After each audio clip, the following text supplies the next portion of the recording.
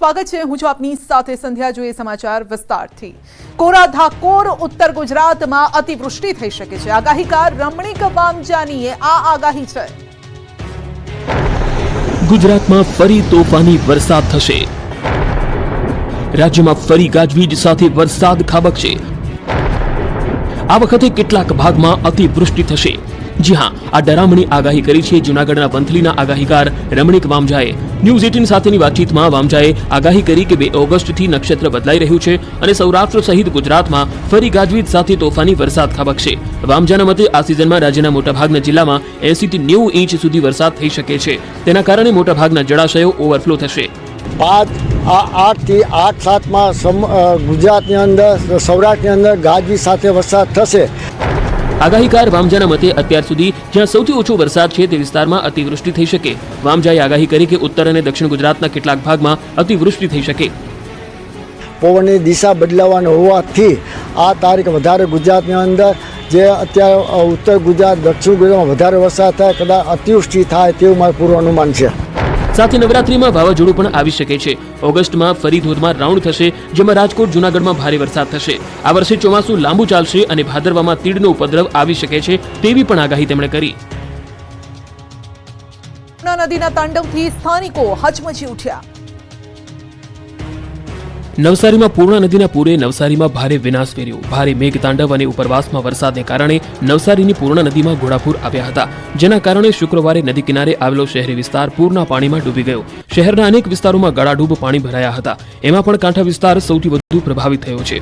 જેમ જેમ પાણી ઉતરી રહ્યા છે તેમ તેમ તબાહીનો નજારો જોવા મળી રહ્યો છે।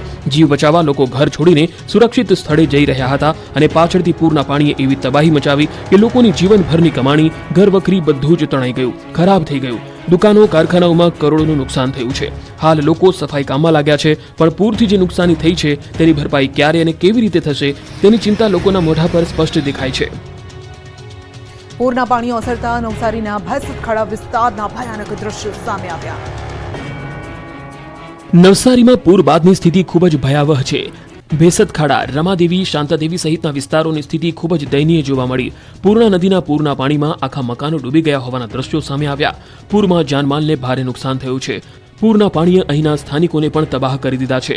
ગરીબ પરિવાર પોતાની વેદના જણાવતા રડી પડે છે। નથી અનાજ બચ્યું કે નથી કોઈ સામાન સારો રહ્યો, ઘરમાં બેસી શકાય તેવી સ્થિતિ પણ નથી।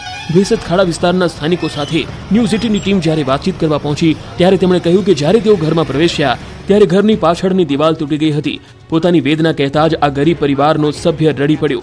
રડતી આંખે પરિવારના સભ્યોએ કહ્યું કે પૂરના પાણીથી આજે ન તો ઘરમાં કોઈ અનાજ રહ્યું કે કોઈ સામાન, ઘરમાં બેસી શકવાની કોઈ જ સ્થિતિ નથી। આ દ્રશ્યો જ કહી રહ્યા છે કે પૂર કેટલું ભયાનક હતું। પાણી ઓસર્યા બાદ હવે પૂરના તાંડવની તબાહીના દ્રશ્યો સામે આવી રહ્યા છે। નવસારીમાં શુક્રવારની સવારે 6 કલાકે 16 ફૂટ ઉપર પૂર્ણા નદી વહેતી થઈ હતી। જો કે જોત જોતામાં જ સવારે 8 વાગ્યા સુધીમાં આ જળ સપાટી 23 ફૂટને પણ વટાવી ચૂકી હતી। આ જ સમયગાળો એવો હતો કે આ 2 કલાકની વચ્ચે સ્થાનિકો પોતાની ઘરવખરી પણ સરખી રીતે મૂકી શક્યા ન હતા અને ઘર મૂકીને તેમને ભાગવું પડ્યું હતું। પૂર બાદ ઘર છોડીને જવું પડ્યું અને હવે પાણી ઓસર્યા બાદ જ્યારે ઘરે પરત ફર્યા ત્યારે ખબર પડી કે પૂરના પાણીએ તેમનું બધું જ છીનવી લીધું। નવસારીમાં 6 કલાકના એ પૂરે શહેરમાં તબાહી મચાવી દીધી। નવસારીમાં સવારે પૂર્ણા નદીની જળસપાટી ઓછી થતા નવસારીવાસીઓ અને તંત્રએ એક સમય રાહતનો શ્વાસ તો લીધો, પરંતુ બીજી મોટી સમસ્યા સામે આવી ગઈ। અગાઉ ઉપરવાસમાં પડેલા વરસાદ બાદ નવસારીમાં પૂર જેવી સ્થિતિનું નિર્માણ થયું હતું। પૂરના પાણી ઓસરી રહ્યા છે અને હવે પૂરના તાંડવની તબાહીના દ્રશ્યો સામે આવી રહ્યા છે। નવસારીમાં અનેક ઘરો પાણીમાં ગરકાવ થઈ ગયા હતા। દુકાનોમાં પાણી ભરાઈ ગયા હતા।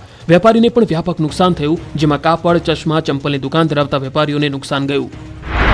પૂરની આફતમાં પુલની રેલિંગ તૂટી ગઈ। નવસારી બારડોલી રોડ પરના સુપા ગામ નજીકના પુલની રેલિંગ તૂટી ગઈ। પૂર્ણાનો પ્રવાહ એટલો તેજ હતો કે નદીના પાણીમાં મોટા લાકડા પણ તણાઈ આવ્યા, જે પુલની રેલિંગ પર અથડાયા, જેથી પુલની રેલિંગ તૂટી ગઈ। એટલું જ નહીં, રોડની ડામરની સરફેસ પણ ઉખડી ગઈ। જો કે નદીના વહેણથી પુલને મોટું નુકસાન નથી થયું અને પુલ સક્ષમ છે અને સમારકામ કરી ટૂંક સમયમાં પુલ રાબેતા મુજબ શરૂ થશે। આ તરફ પૂરથી ઘણા લોકોના વાહનોને નુકસાન થયું, સાથે જ ઘર વખરીને પણ નુકસાન થયું। ન્યૂઝ 18એ પૂરની એ તારાજીનો ચિતાર લેવાનો પ્રયાસ કર્યો ત્યારે ઘણા લોકોએ રડતી આંખે પોતાની આપવીતી જણાવી। નવસારીમાં પાણી ઓસરતા જ હવે સફાઈ પણ શરૂ કરાઈ। શંકાસ્પદ ચાંદીપુરા વાયરસની સારવાર લેતા બાળકનું વડોદરામાં સારવાર દરમિયાન મોત થયું। નવસારીમાં પૂરના પાણી ઓસર્યા બાદ ગંદકી સાફ કરવી મોટો પડકાર બન્યો છે. પૂરની આફત બાદ ઘરમાં ભરાયેલા કીચડને બહાર કાઢવાની કવાયત મુશ્કેલ બની ગઈ છે. નીચાણવાળા વિસ્તારોમાં મુસીબત ઓછી થઈ નથી. અનેક લોકોના ઘરમાં પાણી ભરાતા ઘર વખરીમાં નુકસાની થઈ અને પરિવારજનો સવારથી સાફ સફાઈમાં જોતરાયા.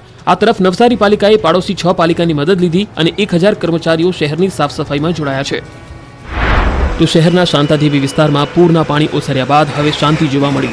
શાંતાદેવી વિસ્તારમાં ઘરો, દુકાનો અને કારખાનાઓમાં મોટા પાયે નુકસાન થયું. પૂર્ણના પાણી સોસાયટીઓમાં અંદાજે 10 થી 12 ફૂટે વહેતા થયા હતા. પાણી ઓસરતા સ્થાનિકો સાથે પાલિકાની ટીમ સાફ સફાઈમાં જોડાઈ ગઈ. પૂર્ણના પાણી ઓસરતા રસ્તા પર અને ઘરોમાં ઠેર ઠેર કાદવ કીચડનું સામ્રાજ્ય જોવા મળ્યું છે. પૂરની તબાહી બાદ ન્યૂઝ 18 ગુજરાતીની ટીમ ગ્રાઉન્ડ ઝીરો પર પહોંચી. મિથિલા નગરીમાંથી હજુ પણ લોકોના ઘરમાં કીચડનું સામ્રાજ્ય જોવા મળી રહ્યું છે. નવસારીના એપીએમસી સામેના મુલ્લાનીવાડી વિસ્તારમાં સ્થિતિ વધુ દયનીય બની. નવસારીમાં પૂર્ણા નદીના તોફાને શહેર અને કાંઠાના વિસ્તારોમાં ભારે તારાજી સર્જી છે. પૂરના પાણી તો ઉતરી રહ્યા છે, પરંતુ હવે નદીના તાંડવની તારાજીના દ્રશ્યો જોવા મળી રહ્યા છે. નવસારીમાં પૂર્ણાના રૌદ્ર સ્વરૂપથી સર્જાયેલા પૂર બાદ અસરગ્રસ્ત વિસ્તારની હાલત કફોડી બની ગઈ છે. નવસારી એપીએમસી સામેના પ્રસિદ્ધ મુલ્લાનીવાડી વિસ્તારમાં રહેતા શ્રમિક પરિવારોને પારાવાર મુશ્કેલીનો સામનો કરવો પડે છે. ઘરમાં પૂરના 7 ફૂટ જેટલા પાણી ભરાઈ જતા તમામ ઘર વખરી પાણીમાં પલળી ગઈ. રૂપિયા તેમજ અભ્યાસના પુસ્તકો પણ પલળી જવાના કારણે લોકોને પારાવાર નુકસાન ગયું છે. ઘરકામ કરીને જીવન વ્યતીત કરતા આ પરિવારની પરિસ્થિતિ કફોડી બની ગઈ. જેમ તેમ કરીને દીકરીના અભ્યાસ માટે પુસ્તકો લીધા હતા, એ પણ પલળી ગયા. એટલું જ નહીં, ઘરમાં પલંગ, કપડાં સહિતનો સામાન પણ પલળી ગયો, જેના કારણે મોટી નુકસાનીનો સામનો કરવાનો વારો આવ્યો.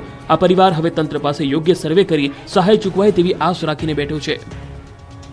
નવસારીમાં પૂર બાદ પાણીવાળી સમસ્યા ઊભી થઈ છે. નવસારીમાં પૂર બાદ લોકોની મુશ્કેલી ઓછું થવાનું નામ નથી લેતી. એક તરફ પૂર્ણા નદીના પાણીએ લોકોને હચમચાવી દીધા છે. ઘરોમાં 5 થી 7 ફૂટ પાણી પ્રવેશ્યા હતા. કોઈની ઘર વખરી પલળી ગઈ, તો કોઈના વાહનો, તો કોઈની દુકાનમાં પાણી ઘૂસી ગયા. 24 કલાક પૂરમાં વિતાવ્યા બાદ જ્યારે નદીના પાણી ઓસર્યા તો લોકોએ પણ હાશકારો લીધો. સવારથી તંત્ર અને લોકો સાફ સફાઈ અને કાદવ કાઢવામાં લાગ્યા, પરંતુ પાણી ન આવતા લોકોની માથે આભ ફાટી ગયું. સાફ સફાઈ માટે પાણી લાવવું ક્યાંથી? લોકોની તો ઠીક, પણ પાલિકા પાસે પણ પાણી નથી અને 396 કર્મચારીઓ પાણી વગર સફાઈમાં લાગી ગયા. પડ્યા પર પાટું વાગ્યું હોય તેમ લોકોની સ્થિતિ વધુ ખરાબ થઈ ગઈ છે. વહેતા ઝરણામાંથી લોકો પાણી ભરીને લાવતા થઈ ગયા. હાલ તો લોકોને પાણીવાળી મુશ્કેલી સતાવી રહી છે. પૂરના પાણીએ નાના સ્ટાર્ટઅપના સાહસિકોની પણ કમર તોડી દીધી. નવસારીમાં પૂર્ણા નદીના પાણીએ ભારે તબાહી મચાવી. પાણી તો ઓસરી રહ્યા છે, પરંતુ અસરગ્રસ્તોના આંખમાંથી આંસુ હજુ પણ સુકાતા નથી. શહેરના શાંતાદેવી રોડ વિસ્તારમાં પૂરના કારણે ડાયમંડ, ટેક્સટાઇલ અને નાના ધંધાર્થીઓને ભારે નુકસાન થયું. પૂર્ણાના પાણી દુકાનો અને વિવિધ ઓફિસમાં ભરાઈ ગયા હતા, જેના કારણે નવા સ્ટાર્ટઅપ સાથે જોડાયેલા યુવાનોને મોટા પાયે નુકસાન થયું. નાના સ્ટાર્ટઅપ ધરાવતા ઉદ્યોગ સાહસિકો સામે સમસ્યાઓનો ઢગલો થઈ ગયો. આ વિસ્તારમાં મધ્યમ વર્ગના પરિવારો નાના મોટા ધંધા રોજગારથી પોતાનું ગુજરાન ચલાવે છે. જોકે પૂરના પાણીમાં ધંધાર્થીઓને મોટું નુકસાન ગયું છે. સ્ટાર્ટઅપ કરનારાઓના મતે આ હોનારતમાંથી બહાર આવતા ઘણો સમય લાગી જશે. શાંતાદેવી રોડ વિસ્તારમાં ડાયમંડ, ટેક્સટાઇલ અને નાના સ્ટાર્ટઅપના સાહસિકો હવે